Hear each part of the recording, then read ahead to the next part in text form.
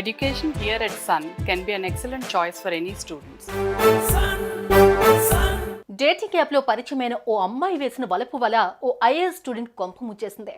హోటల్లో 1000 రూపాయలకు తిని ఏకంగా 1,20,000 బిల్లు కట్టించింది. ఆ తర్వాత ఏమైంది?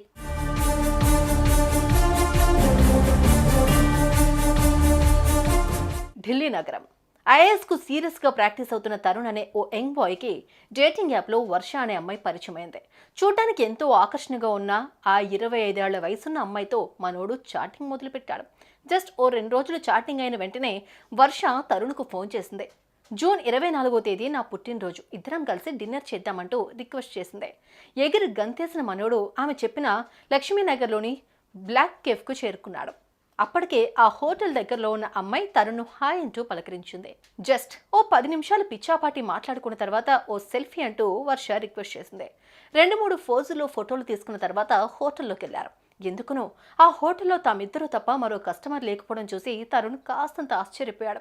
ఇందులో అక్కడున్న అటెండెంట్ ఆమె చేతికి మెనూ ఇచ్చాడు. ఇద్దరూ కలిసి తమకి ఇష్టమైన ఫుడ్ ఆర్డర్ చేశారు. ఫుడ్ వచ్చే లోపల తరుణ్ తను తెచ్చిన కేక్ను వర్ష చేత దగ్గరుండి కట్ చేయించాడు.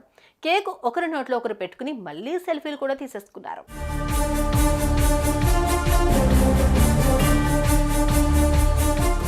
అంతలో ఫుడ్, డ్రింకులు వచ్చాయి. కబుర్లు చెప్పుకుంటూ ఇద్దరు తినడం మొదలుపెట్టారు.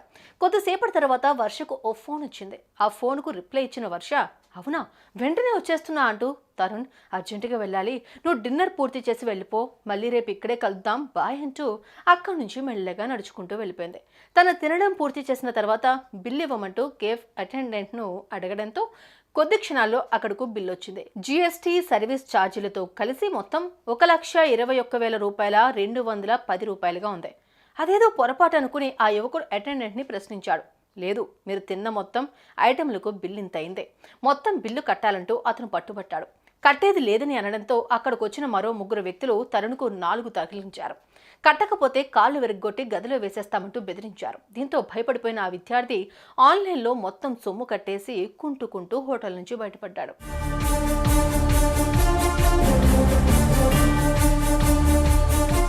ఆ వెంటనే తరుణ్ నేరుగా పోలీస్ స్టేషన్కి వెళ్లాడు. జరిగిన మోసం మీద ఫిర్యాదు చేశాడు. పోలీసులు వెంటనే రియాక్ట్ అయ్యారు. విచారణలో ఇదో పెద్ద చీటింగ్ గా గుర్తించారు. మనోడితో కలిసి హోటల్కి వచ్చిన అమ్మాయిని ఎవరన్నది ఆరా తీశారు. ఆమె పేరు వర్ష కాదు, అఫ్సాన్ ఫర్వీన్ అని గుర్తించారు. ఒక టీం వెళ్లి ఆమెను పట్టేశారు. మొదట్లో తనకేం సంబంధం లేదంటూ బుకాయించిన కిలాడి పిల్ల తమ స్టైల్లో విచారించేసరికి మొత్తం చెప్పేసింది. గత కొంతకాలంగా ఈ తరహా మోసాలకు పాల్పడుతున్నట్టు కక్కేసింది.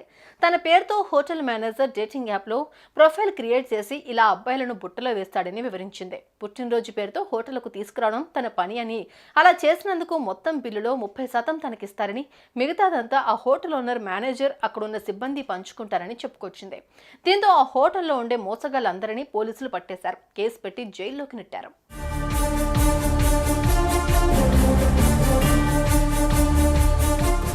మొన్న హైదరాబాద్, అటు మొన్న ముంబై, అంతకు ముందు పూణే, తాజాగా ఢిల్లీలో జరిగిన ఓ కొత్త రకం మోసం గురించి వింటే అబ్బాయిలు డేటింగ్ యాప్లు ఎంత డేంజర్గా తయారయ్యాయో, అబ్బాయిలు ఎంత జాగ్రత్తగా ఉండాలన్నది ఇట్టే అర్థమవుతుంది. So boys and girls, be aware of dating apps.